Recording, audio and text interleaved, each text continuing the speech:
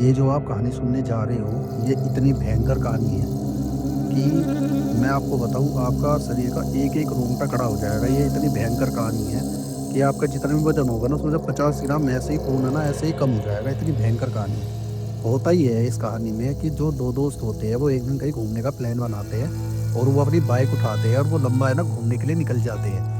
वो अपना फुल मौज-मस्ती में एक्साइटमेंट होकर के वो अपना दूर जंगल की साइड है ना बाइक चलाते-चलाते वो पहुँच जाते हैं। तो वहाँ पर वो देखते हैं कि यार अब हमें ना शाम हो गई है, तो हमें ना खाना खा लेना चाहिए। तो वो वहाँ से जाते हैं, वो एक होटल के अंदर जा कर के बैठते हैं, अपना खूब अच्छे तरीके से खाना-वाना खाते हैं, क्योंकि अभी जंगल स्टार्ट ही हुआ था, तो थोड़ी बहुत है ना फैसिलिटी थी कि वहाँ पे होटल-वोटल है।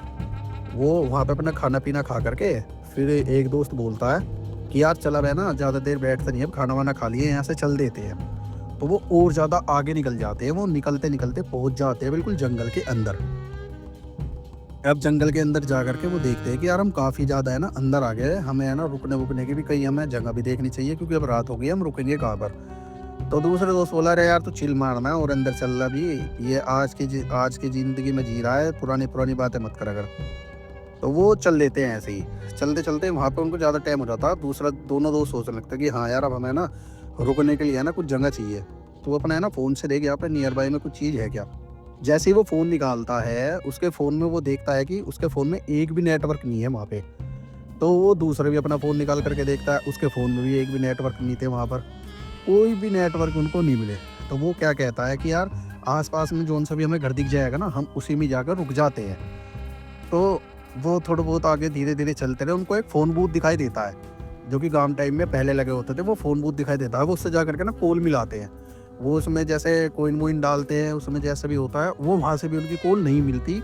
ऐसा लगता है कि जैसे उनकी कॉल है ना कोई मिलवाना ही नहीं चाहता, वहाँ से भी उनकी कॉल बिल्कुल भी नहीं मिलती। वो फ़ोन में बस टू-टू की आवाज़ खाली रहती है, वहाँ से भी उनकी कॉल नहीं मिलती।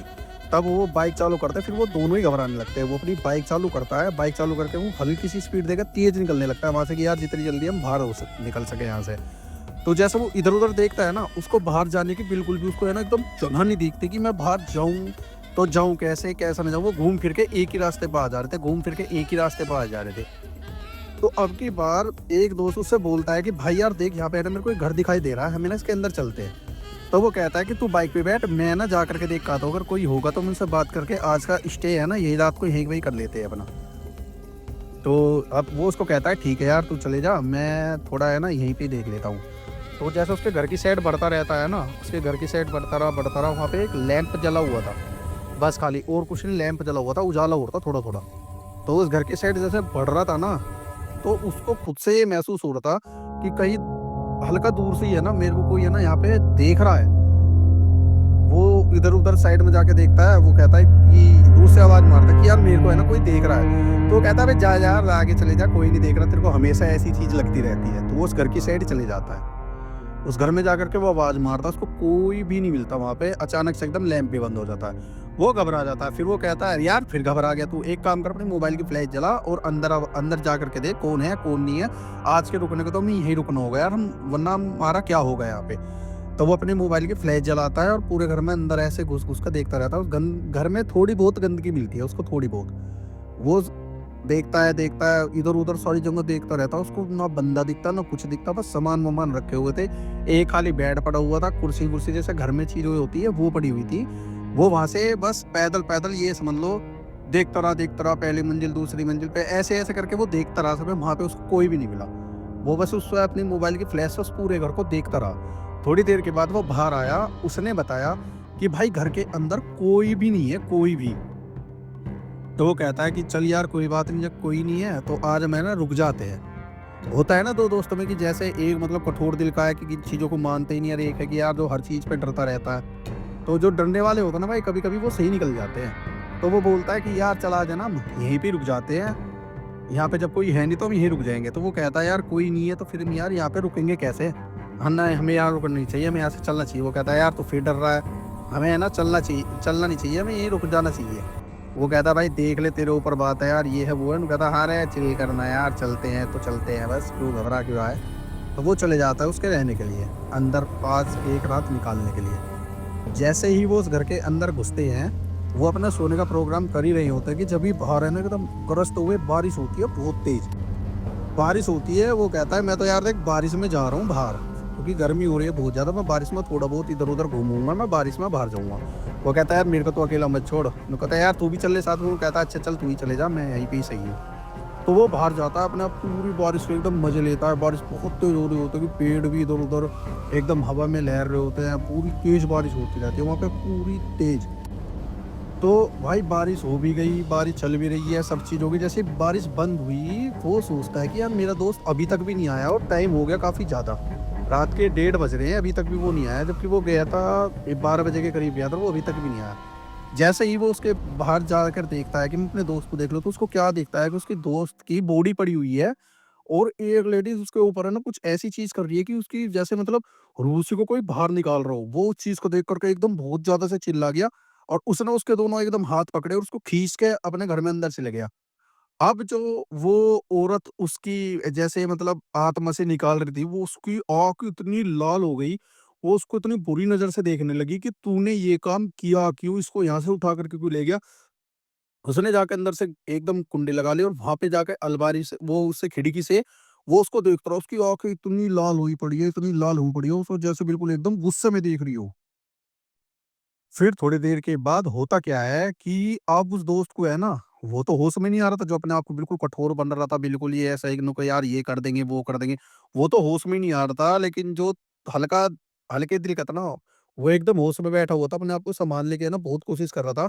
उसको थोड़ी देर के बाद है ना, जिस घर में वो रुके हुए थे, वो घर भी उसको है ना एकदम ऐसा अजीब-सा लगने लग गया कि यार इस घर में तो कुछ है।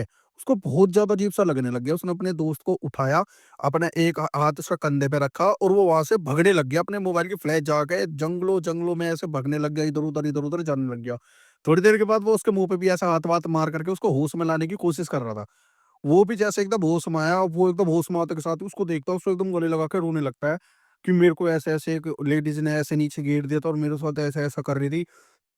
उसने उसको सारी दास्ताँ बताई, वो जंगल में ऐसे भागते रहे, उसको भागते-भागते भी उसको अपनी बातें बताने लगा। तो वो एक उसका दोस्त कहने लगा, "मैंने तेरे को पहले ही मना करी थी ना कि ऐसे बाहर मत जाइयो।" वो कहता है, "हाँ यार, मैंने तेरी बात नहीं मानी, ये है, वो है। नुको तो हम जा कहाँ रहे हैं? मेरी बाइक भी वहीं खड़ी हुई है। नुको बाइक मत देख, अभी अपनी ज़िंदगी देख, तू यहाँ से एकदम निकल।" वो भागते-भागते इतनी दूर आ जाते हैं ना कि उनको एक रेलवे स्टेशन दिखाई देता है। वो वहाँ पे जाते हैं, वहाँ पे जा कर के वो बैठते हैं। बैठते के साथ ही वो अपना एक वहाँ पे थोड़ी देर के बाद ट्रेन आने ही वाली होती है कि उनको क्या दिखता है कि वो एक पेड़ पर से उनको अभी भी सेम वही औरत उस दूसरे लड़के को दिखाई दे रही है जिसकी वो आत्मा निकाल रही है। वो अभी भी पेड़ पर से उसको दिखाई दे रही है। उसको बड़े प्यार से बुला रही है कि आजा, आजा कहाँ पे जा रहा है? आ जा रहा है। थोड़ी देर के बाद क्या होता है, वो बोलने लगता है कि मैं नहीं जा रहा रेल में बैठ कर के, मैं तो है ना इसी के साथ जाऊँगा। ये मेरे को देख ऐसे बुला रही है। कभी मेरे को कहीं खड़ी हुई दिख रही है, कभी दोनों पेड़ों के बीच में खड़ी हुई दिख रही है, कभी बैठी हुई दिख रही है।